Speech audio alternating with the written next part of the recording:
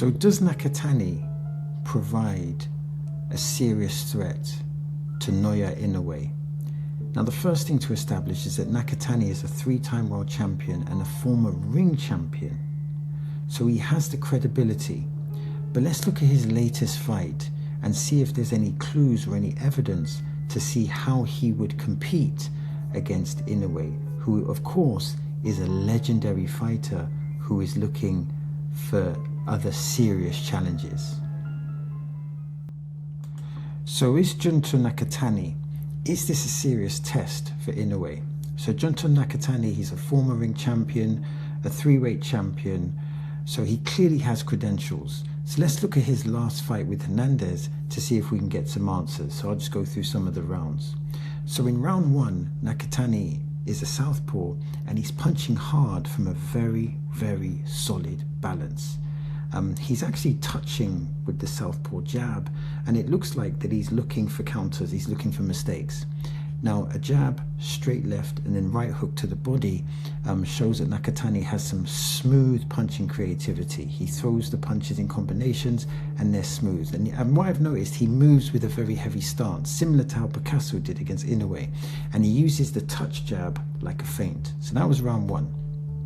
So we move on to round 2, and I'm noticing here that he actually feints with the left uppercut, and he's controlling the distance with that right jab. The jab is a very short trajectory. It's like from here to here. It's very short, and it's hard to read because he's putting it out there and then shooting it. The counters are very effective for Nakatani. A beautiful left-hand counter from Nakatani, which is just such a good trap, and it was implemented really well, and Hernandez just walked onto it. And the one thing I will say here is that I'm quite impressed with Nakatani's counter punches. So now we're moving on to round 3, and Nakatani is now turning the jab, because he's jabbing from the southpaw stance, so the right jab is now turning into a short hooks, and he's throwing the hook like that. There's no swing. He's not dipping and throwing the hook. So there's a short trajectory. Now Hernandez is trying to put on more pressure. So as soon as he gets in the pocket, he just starts ripping shots to the body, which is a smart thing to do. It's good to invest into the body. Now some of this pressure is effective because Nakatani is actually giving ground here. And a left hook thrown from a wide position with his legs wide creates a different angle, and this is a really great counter puncher from Nakatani. So from dipping his legs wide and then throwing the overhand left, it creates this unusual angle. Now Nakatani is blocking, he's using head movement, and he's using his legs. So his defense is multifaceted, and so far I'm impressed. Okay, so let's move on to round 6. So Nakatani is changing the angles on the jab, really impressive, and he has a great left uppercut. It's short and it's really disguised well. Hernandez though is getting into the pocket and he's punching really hard to the body. Nakatani is trying to move Hernandez onto his left. He is throwing it hard, but Hernandez is just absorbing the punch and then going straight back to the pocket, so he's unable to control the distance. Here's a key point here. Hernandez's psychology is very, very positive. He's coming to win. And Nakatani is throwing hard punches. He's trying to go through the gears from 1 to 10.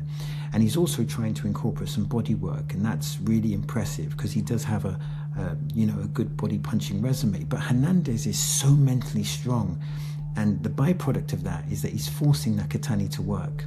So let's go to round 8.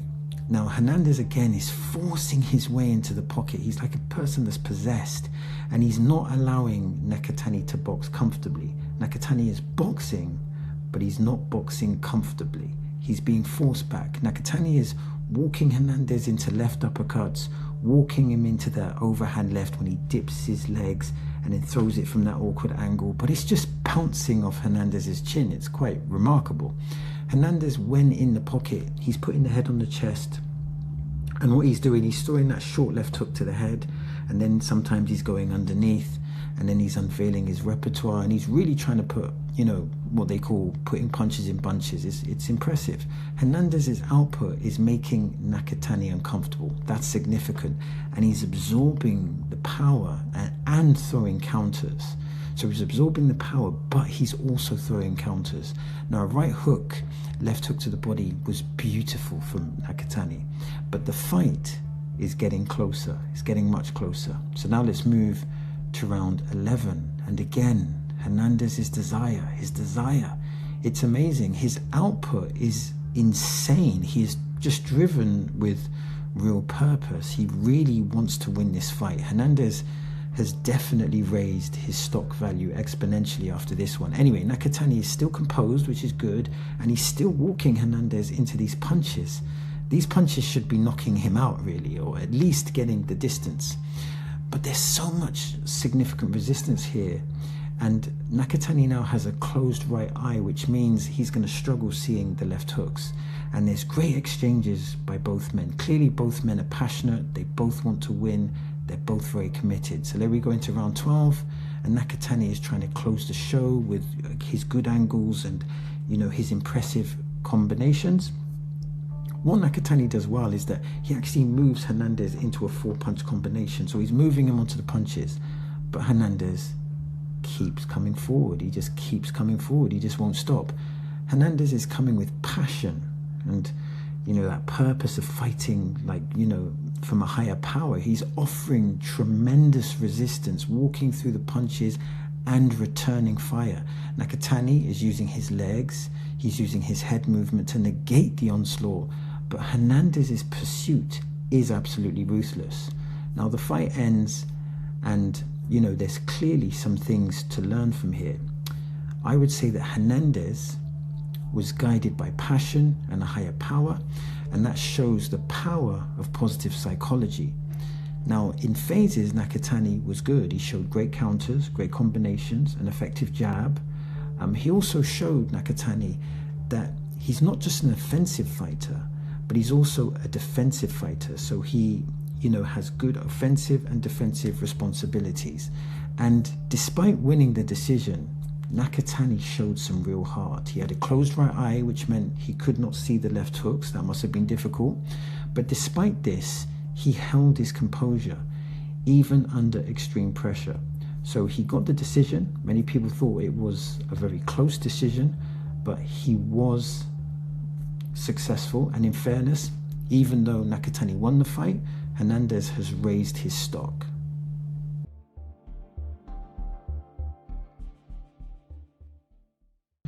So in the post-fight, some are actually claiming that this fight was a robbery. From my perspective, this was not a robbery, but it was a highly contested fight.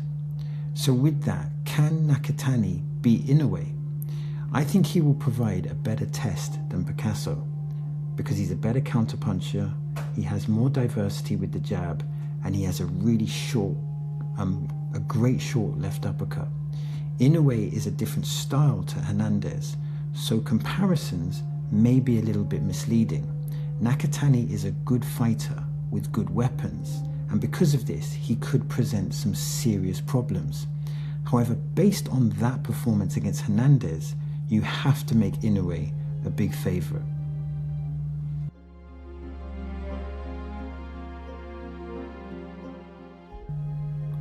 So is there a scenario where Nakatani wins the fight against Inoue?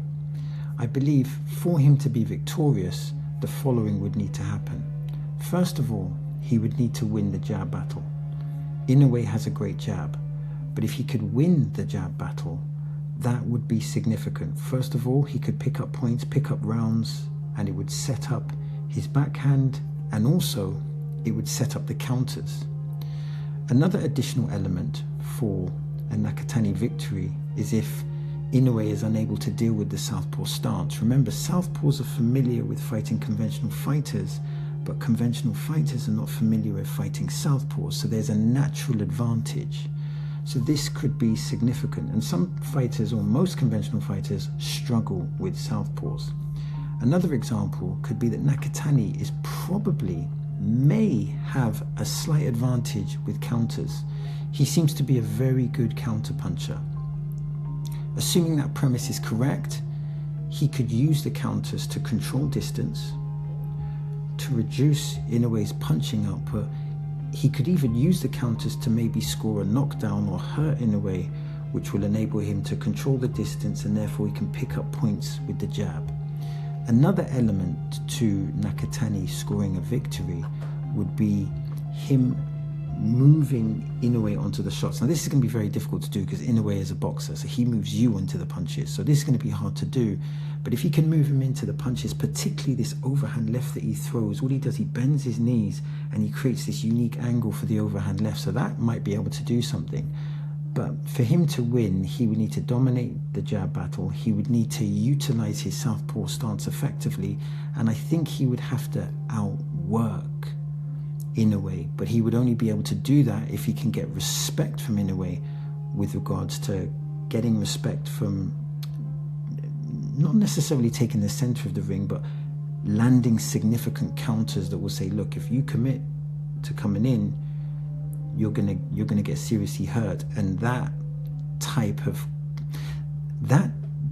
strategy, if implemented effectively, will enable him to pick up points, cause decision fatigue, and he could have a really good chance. But here's the problem: Hernandez doesn't fight like Inoue. However, if Hernandez was able to walk through the punches, one may assume that won't Inoue be able to do the same thing?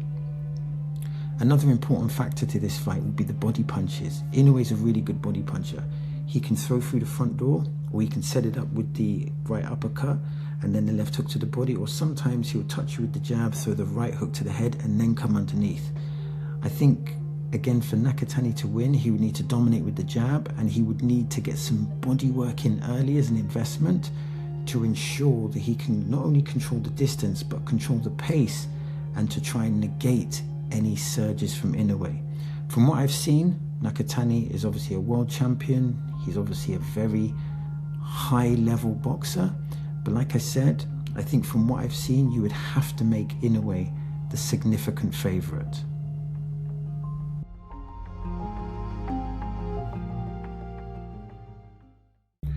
One of the important questions to ask here is, how big would this fight be? How big would it be, Nakatani versus Inoue? And from what I've been told, this will be a massive fight, a huge fight in Japan, and it would also be a fight that boxing fans all over the world would want to see, and even casual fans if they've ever seen Inoue fight before. I'm told that this may be the biggest fight ever in Japan, so it will be a Japan versus Japan mega fight. So the cultural significance of this fight from a Japanese perspective is absolutely massive.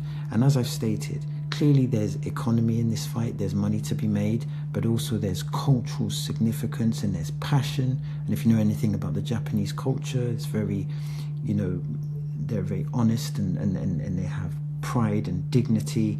And, both gladiators, both boxers would really want to win this fight. And this will be a fight that, everyone in Japan, or the majority of the Japanese public, would be tuning in. And this fight has so much potential in terms of, when we talk about currency, it's not just about monetary currency, but the currency of inspiration. Future Japanese boxers, youngsters who want to be boxers, particularly within the Japanese context, will look at this fight, and this fight will be an inspiration piece. And you can imagine from Inoue's perspective, closing his career or ending his career, or even if he doesn't end his career, to have this chapter where he has the biggest mega fight in Japan and to win it sensationally, that would really that would be, what do they call it, the Mount Rushmore achievement.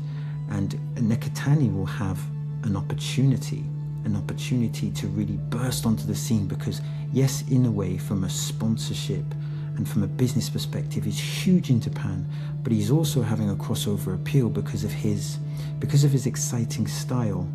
Casual boxing fans love his style, but also boxing purists love his style. So he has that. His branding, you could argue, goes beyond Japan. Yes, you can say his foundation is Japan, but he also will have fans all over the world.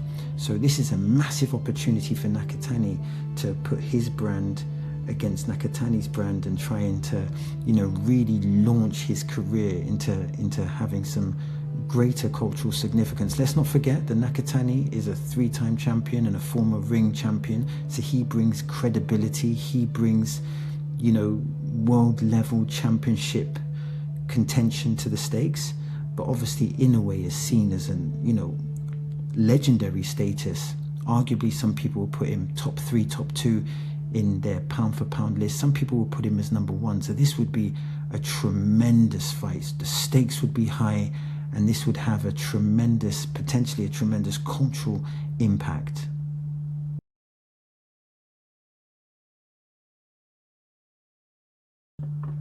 So I really like this fight, and I would really look forward to it. I think Inoue would be the favourite, but Nakatani is a very worthwhile champion. He brings a lot to the table, and he has a lot of credibility. This would be a great matchup if it happens. I'm a recent Inoue fan, but Nakatani is also world class, and he brings a lot. He does bring a lot. If it happens, it's a legendary moment for Japanese boxing, and it's a great moment for boxing in general.